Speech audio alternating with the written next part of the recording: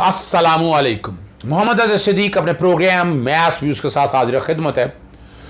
जो मैंने एक तजर्बे की बुनियाद पर जो बातें कही थी, सुप्रीम कोर्ट का जस्टिस काजी फाइज सा अज़ खुद नोटिस, वो इसको हवाई नोटिस भी कहते हैं, उसका फ़ैसला आज सुप्रीम कोर्ट के लार्जर बेंच पर मुश्तमिल जनाब justice Umar Ata Bandial, justice Ijazul Hasan, justice Munib Akhtar, justice Qazi Mohammad Amin और जस्टिस मोहम्मद अली मज़र ने सुना दिया। अटेंडेंस में थे Khalid Javed Khan attorney general of Pakistan और Amir Rahman additional attorney general, mister Latif Afridi थे president supreme court bar association, mister Khushdil Khan थे vice chairman Pakistan bar council, mister Jahangir Khan Jadoon है advocate supreme court, mister Amjad Nazir Bhatti journalist या प्रेसिडेंट है अपना press association of the supreme court जी। और ये 26/8 को है। बुनियादी तौर पर 3 नुकात के ऊपर फैसला दे दिया है और बड़ा क्लैरिटी के साथ दे दिया है। कह दिया है कि chief justice is the sole authority by and through whom this jurisdiction can be and is to be invoked assume. आज खुद नोटिस का इख्तियार बाहर या डायरेक्टली या इनडायरेक्टली वो चीफ जस्टिस के ज़रिए ही होगा। The chief justice may invoke assume the said jurisdiction in his discretion and shall do so if so requested और recommended by a bench of the court. को बेंच अगर मामला समझता है, देखता है, तो वह चीफ जस्टिस तक भेजेगा, चीफ जस्टिस को 184(3) के तहत लेगा।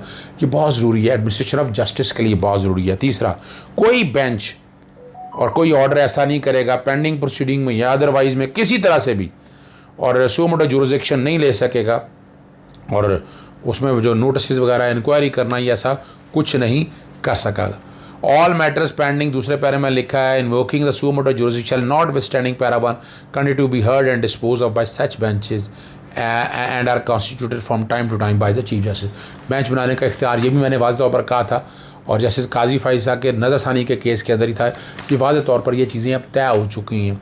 जस्टिस काजी फाइज़ के पास बड़ी मिनी भगत के साथ जो चीज़ें सारी आईं, उनके बेंच को चूज़ किया गया, वो कई सवालात हैं जो आपके सामने रखने हैं। आज की जो हेयरिंग हुई उसमें कमाल की बात है, क़य्यूम सिद्दीकी हाज़िरी लगी हुई है, आए थे गालबन चले गए, सत्तूर मौजूद नहीं था, इमरान शफ़क़त मौजूद नहीं था, अमजद भट्टी व्हाट अ सीजन्ड मैन, एक साफ़ी बेहतरीन साफ़ी हैं, press association of supreme court के प्रेसिडेंट है। उन्होंने बड़ी ज़बरदस्त आके जो कोर्ट के सामने चीज़ें रखी वो आपके सामने पहले बताता हूँ। उन्होंने कहा जी कानूनी नुक्ता उठाया गया, सहाफ़ियों को हरासा किया गया, वो मामला देखा जाना चाहिए, हमें तमाम जजेस पर एतमाद है, इस मामले से जैसे मर्ज़ी देख ले। लेकिन जो तकलीफ़ और दिक्कत हुई कि पाकिस्तान बार कौंसिल हमेशा से कहती आई है कि आप सूबों जो जुरिसडिक्शन रेगुलेट होनी चाहिए, आज वो आकर पैंतरा ही बदल गया।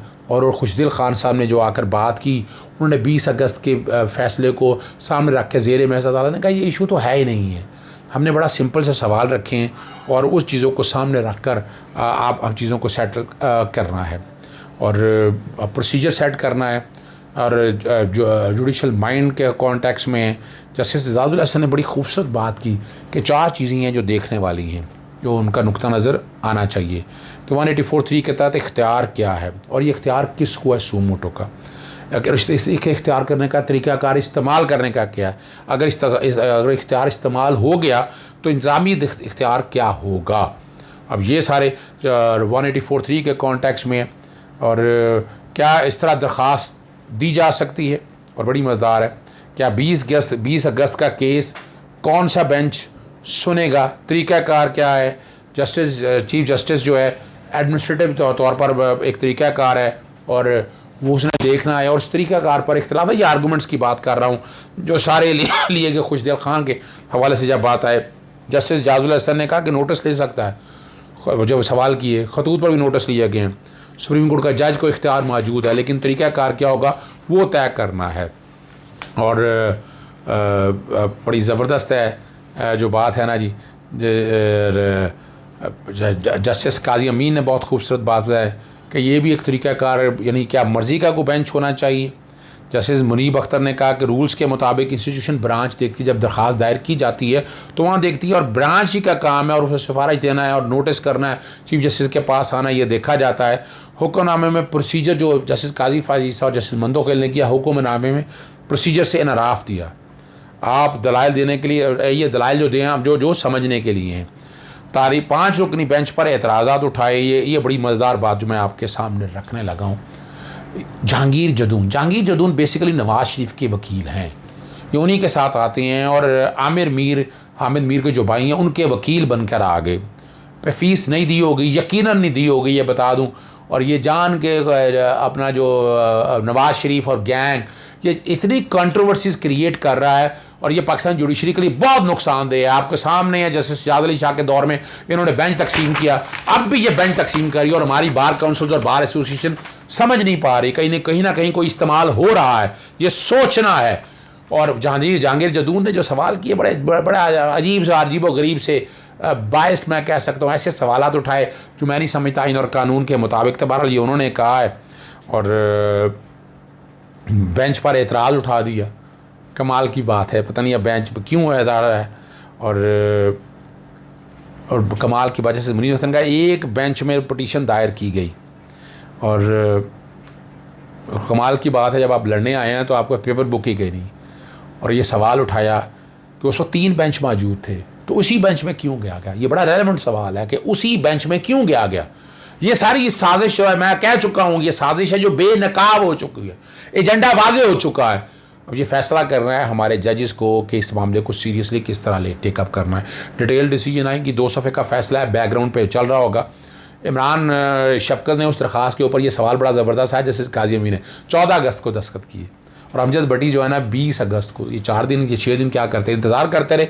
और मैंने ये तरिया डेटें अब आ रही है, मैंने आपको खुद बताया कि बाकायदा प्लानिंग के साथ हम लोगों का मौजूद होना, दस्तखत की चीज़ें सारी आप यहाँ से समझ सकते हैं। और एक जो सवाल उठाया जैसे अपना जहांगीर जदून एडवोकेट ने, उन्होंने भी कराची के एक सहाफ़ी के वाले दरख्वास्त दी, वो लगी नहीं, तो उन्होंने कहा आपने सवाल का जवाब तो खुद दे दिया कि तरीक़ाकार है, इंस्टीट्यूशन ब्रांच है, ब्रांच के सामने जाना है, ब्रांच ने सारे मामले को देखना है, ब्रांच ने फैसला करना है। अब्दुल लतीफ़ अफरीदी साहब ने सुप्रीम कोर्ट बार के जो प्रेसिडेंट है, उन्होंने कई सवालात उठाए। वो सवालात अगर देखे जाएँ कोई नहीं है, लेकिन ये ज़रूरी था। जस्टिस काजी फाइज साहब से पहले भी जुरिसडिक्शन डेवलपमेंट फ़ंड के हवाले से एक्सरसाइज कर चुके हैं, और वो भी हमने देखा। और वो जिस तरह पर्सनलाइज हुए थे, जिस तरह बायस उनका झलक रहा था, फिर जो case supreme court judicial council के सामने जब रेफरेंस आया तब उनका तरीक़ाकार देख लिया। जस्टिस काजी फाइज साहब कंट्रोवर्शियल के तौर जज के तौर पर सामने आ चुके हैं। हर वो काम यानी जैसे स्पीक थ्रू दिया जजमेंट, अब यानी पता नहीं कौन सी जुरिसडिक्शन एक्सरसाइज कर रहे हैं, क्या चाहते हैं, क्या उनके मकासद हैं। ये वक्त आने वाला वक्त आपको पता है कि चीज़ें बड़ी क्लैरिटी के साथ आ चुकी हैं। सुप्रीम कोर्ट ने एक बड़ा तारीख साज ये फैसला दिया 5 मेंबर बेंच ने, और चीज़ें बड़ी क्लैरिटी के साथ सामने रख दी हैं। चेहरे बेनकाब हो गए हैं, उनका तरीक़ाकार बेनकाब हो गया है, वो कौन क्या करना चाहता था अंदर से सारी चीज़ें बाहर आ चुकी हैं। और आने वाले दौर में ये एक जो तारीख़ रकम की है वो बड़ी क्लैरिटी के साथ आ चुकी है, चेहरे बेनकाब हो चुके हैं। और एक बात याद रख लीजिएगा, मैं वकीलों के नाम इसलिए बता रहा हूँ जहांगीर जदून का और नवाज़ शरीफ का, कि नवाज़ शरीफ एक साजिश कर रहा है अदलिया में तकसीम करने की, और जागना होगा हमें जागना होगा। इन्होंने पहले भी सजाद अली शाह के दौर में जिस तरह अदलिया पे हमले किए, ये अब भी बाज नहीं आएंगे, और ये अपने तौर पर लगे हुए हैं। और वैसे भी आप क्यों भूल जाते हैं कि 2007 की तहरीक थी, और 2009 में जो एक्शन हुआ, वो अब जजेस भर्ती किए गए, जजेस आए, जजेस भर्ती हुए। हम सब ने देखा कि वो जजेस ने भर्ती होकर क्या हालात और वाक़यात देखे हैं और क्या चीज़ें देखी हैं। हम और आप बड़े आसानी से समझ सकते हैं कि ये सारे मामला चीज़ों को किधर लेकर जा रहे हैं, और इनका मकसद क्या है। मकसद बड़ा क्लियर है, और हमें आप और हम सब लोगों को ये समझना है कि डिवाइड एंड रूल की एक पॉलिसी अप्लाई जा रही है, जो उस वक्त के ईस्ट इंडिया कंपनी ने की थी। अब नवाज शरीफ एंड कंपनी जो है वो लगी हुई है इस काम के लिए, और आपके सामने है वोकला का इंतज़ाम करना, उनके कई मामला आप देख लें, और कई इशूज़ आकर हुदैबिया कि इसकी बात नहीं मैं कर रहा इस वक्त, लेकिन कंट्रोवर्सीज़ आप लोगों के सामने हैं, और बड़ी क्लैरिटी के साथ वाज़े तौर पर सामने है। ज़रूरत इस अमर की थी कि 184(3) के तहत ये मामले सेटल होना ज़रूरी थे, और वो सेटल कर दिए। और कोई डाउट रह तो नहीं गया, दस्तखत होना पिटिशन के ऊपर, बेंच सारे मौजूद होना, एक ही बेंच के पास जाना, फिर उसी बेंच का ये ऑर्डर करना कि मेरे सामने लगाया जाए। फिर कमाल की बात है, जो मैं अगली बात आपके सामने रखनी है, मेरे सामने ये ऑर्डर मौजूद है, शुरू में जिक्र कर रहे हैं अब्दुल कयूम सिद्दीकी का, सतूर जर्नलिस्ट का एप्लीकेंट 2 की हाजिरी लगती है। अमजद भट्टी साहब भी मौजूद थे। Press supreme court association of Pakistan का office directed to number this petition and to array the press association of supreme court as petition number 1। Press association of Pakistan तो आई नहीं आपके सामने। अमजद भट्टी प्रेसिडेंट की हैसियत से आए थे, वो यहाँ प्रेस एसोसिएशन ऑफ पाकिस्तान भी आ गया, फिर बाकी के 2 से 3 आ गए रेस्पोंडेंट, और ministries, FIA, PEMRA, IG police Islamabad, और जैसे जिस वक्त ऑर्डर लिखाना शुरू किया था, फिर इसमें जो चीज़ें सारी सामने आई हैं आप यहीं से समझ सकते हैं। और मुनाफकत को समझना ज़रूरी है, यानी खाली दीन की बातें लिख देना कर देने से इंसान मजहबी नहीं हो जाता।